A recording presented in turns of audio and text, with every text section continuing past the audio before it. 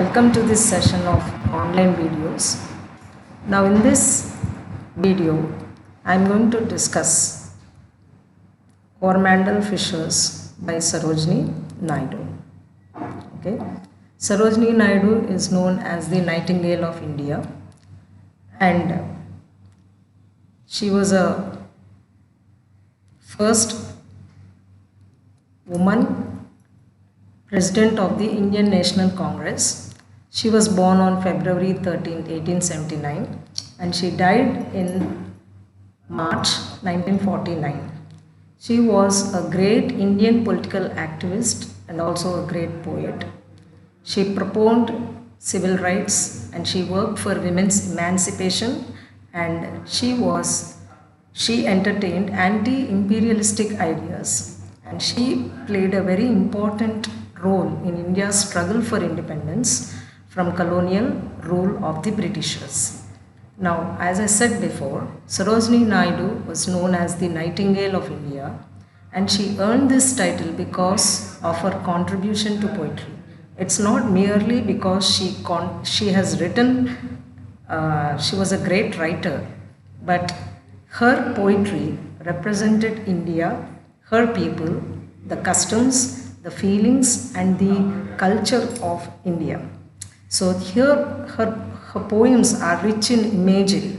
They covered a wide variety of themes such as love, death, separation, among other things. So most of her poems have lines repeated across stanzas. Now in this particular poem, Coromandel Fishers, Sarojini Naidu is talking about the lives of the fishermen on the Coromandel coast. It's not merely the fishermen who live in the Coromandel area, but it is about the lives of the fishermen whose lives are linked with the sea, are related with the sea. Okay?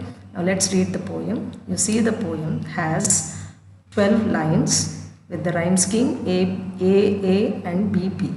Okay, so here she is directly talking to the Coromandel fishers. So she is encouraging them to take up their work in the morning. Now here, in other words, this is not merely an address to the Coromandel fishers of the fishermen, okay, on the Coromandel coast. It is an address to the people of India, the young people of India, to join the freedom struggle and face the challenges of just as the fishermen face the challenges of the sea. They risk their lives by going into the stormy seas. In the same manner, we are going to face storms, we are going to face difficult conditions, but still then there is the country which will protect us. Okay, God will protect. We must go in just as the fishermen go into the sea, with the hope that God will protect them from the dangers of the sea. In the same manner, she encourages people to join the freedom struggle and fight for the country and face the challenges with great courage. So rise, brothers, rise. The awakening skies pray to the morning light. The wind lies asleep in the arms of the dawn like a child that has cried all night. Come, let us gather our nets from the shore and set our catamarans free, to capture the leaping wealth of the tide, for we are the kings of the sea. No longer delay, let us hasten away in the track of the seagull's call. The sea is our mother, the cloud is our brother, the waves are our comrades all. What though we toss at the fall of the sun, with the hand of the sea God drives, he who holds the storm by the hair will hide in his breast our lives. Sweet is the shade of the coconut glade, and the scent of the mango grove, and sweet are the sands at the full over the moon, and the sound of the violent voice, but sweeter, O brothers, the kiss of the spray and the dance of the veiled foam. Row, brothers, row, to the edge of the verge, where the low sky meets with the sky. So this poem, it was written, Sarojini Naidu lived on the coast of the Coromandel Bay in Bengal, and she was very familiar with the lives of the fishermen, and equally she gained knowledge about their families and their livelihood. So men lead a very hard lifestyle, and with their meager earnings, how they lived such a life always surprised her. And she was also surprised, astonished at their devotion to the sea, the way they respect the sea, like their mother, okay, like their goddess. So the sea now becomes a mother figure for the fishermen. And the poem Coromandel Fishes can be summarized and analyzed on the basis of two very important aspects of her life.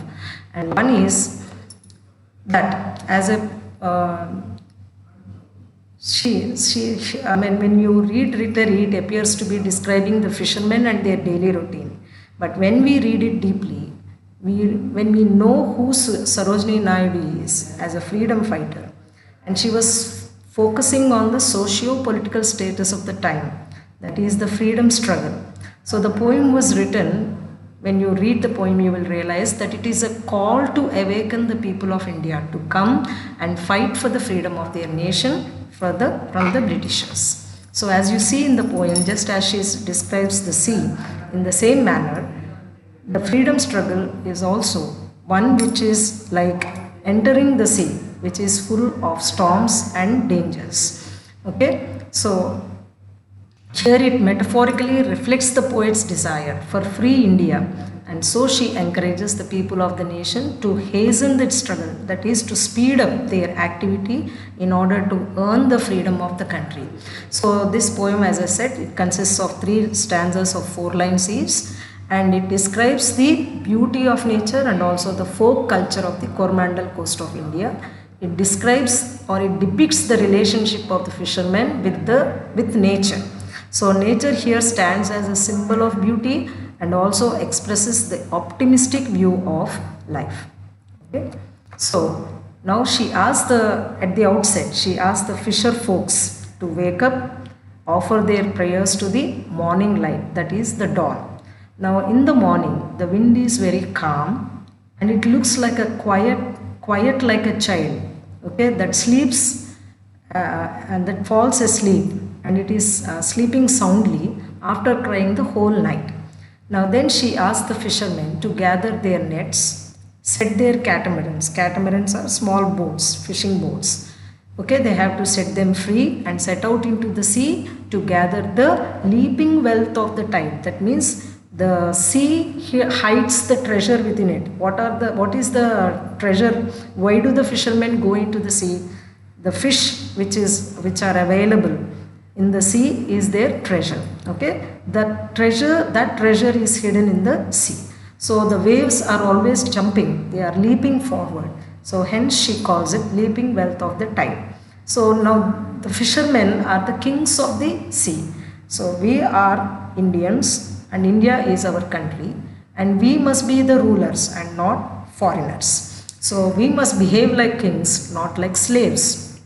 So she asked the fisher folks not to delay and quickly set forth in the track of the seagull's call. Seagulls means the way the seagulls are flying over the sea. So you should follow the direction of the seagull. So she comforts them. Okay, she supports them by saying, okay, she consoles them by saying that the sea is their mother. So when you look at the sea, you are afraid of the waters. But the fishermen must not have any fear.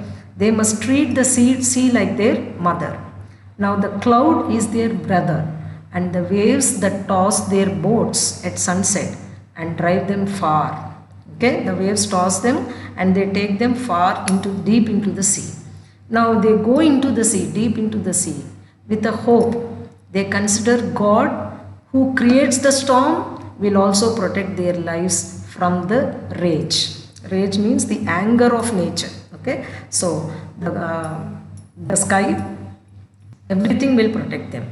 And also she says the coconut glade means a place which is surrounded by trees and provides a pleasant shade.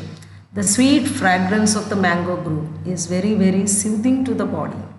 But the sight of the sands on a full moon night is very, very beautiful. Now this is mixed with the voices of the birds early in the morning. But beyond all this, okay, the kiss of the spray. The kiss of the spray means when you are sailing in the boat, the waves, the waves scatter the spray. That means the droplets of water, and also the wild foam. Wild foam means when the waves rise and fall, it creates a kind of foam, white foam. So the kiss of the spray means when the sprinkle of water falls on our faces, and also the wild foam, which when you look at the foam, the waves, it looks like a dance of the waves, okay, and the foam is very very sweet. It's far sweeter. So she asked the fisher folks to row their catamaran to the edge of the borders. So their ambition has to be very very far high. So they should aim to sail to the edge of the borders, that is the verge, that is the horizon, where the low sky appears to unite with the sea. So their ambition must be stronger, and they must be prepared to travel as far as they can in order to fulfill their work, in order to survive, in order to lead their lives. Okay, so this is what you have to understand about the coromandel fishers. Thank you so much.